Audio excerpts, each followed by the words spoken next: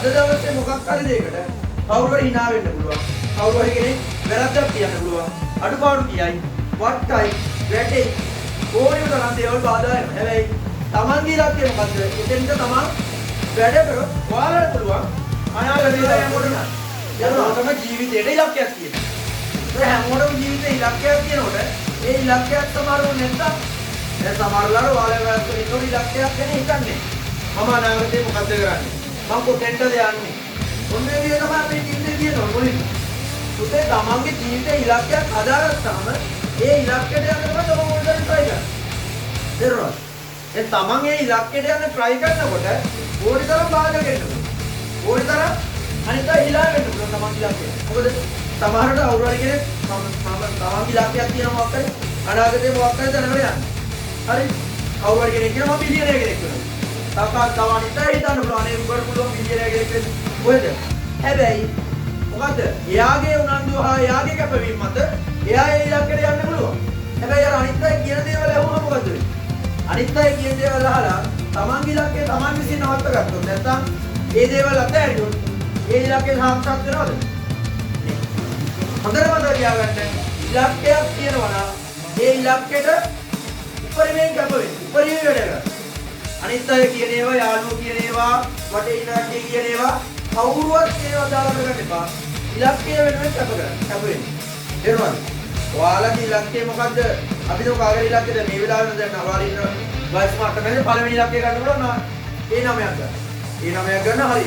දැන් මේ වෙලාවේ අපි දෝ ඒ 9ක් ගන්න පන්තියේ කොහොමද පන්ති වල ඇවිල්ලා ගුරුවරයෙක් අහනවා පුතේ ඔයාලගේ ඉලක්කය මොකක්ද කියලා. පන්තියේ අන්තිමය ගන්න ළමයා එක තරගදී එක ක්ලාස් ඉස්කෝලේ දැන් සිටියා වගේ කියන්නේ. ගුරුවරයෙක් ඇවිල්ලා අහනවා පන්තියේ දෙවෙනි ළමයිගේ ටාගට් මාක් කියලා අහනවා. කොහොමද දෙනවා ගුරුවරයෙක්. අර ළමයා ළමෙක් කියනවා තමන් අය 9ක් ගන්නවා. ඒ ළමෙක් කියනවා. ඒතකොට ඒ ළමයා මේ 10 වසරේ. ඒ ළමයා කිව්වා ඒ 9ක් ගන්නවා. හැබැයි මුළු පන්තියම hina වෙනවා. ඒ 9ක් ගන්නවා කිව්වා මුළු පන්තියම hina වෙනවා. හේතුව ඒ ළමයා තමයි ඒ පන්තියේ ලකුණු සීමාවෙ ඉන්නේ අන්තිම ළමයා.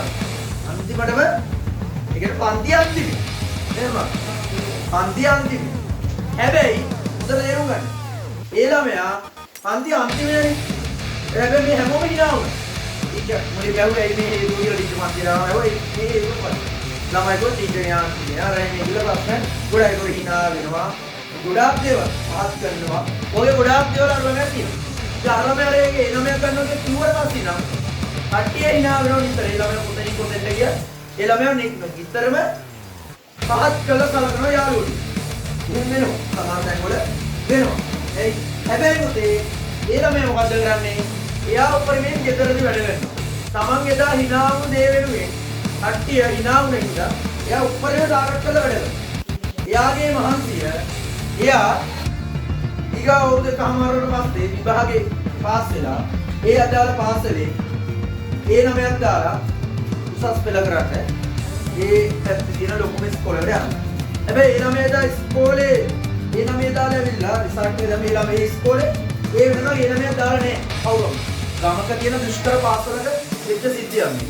ඒතර ඒ 9 දාලා නෑ කවදාවත්. කියන්නේ ඒ පාසලේ ඒ 9ක් දාපු කෙනෙක් ඉඳලම නෑ.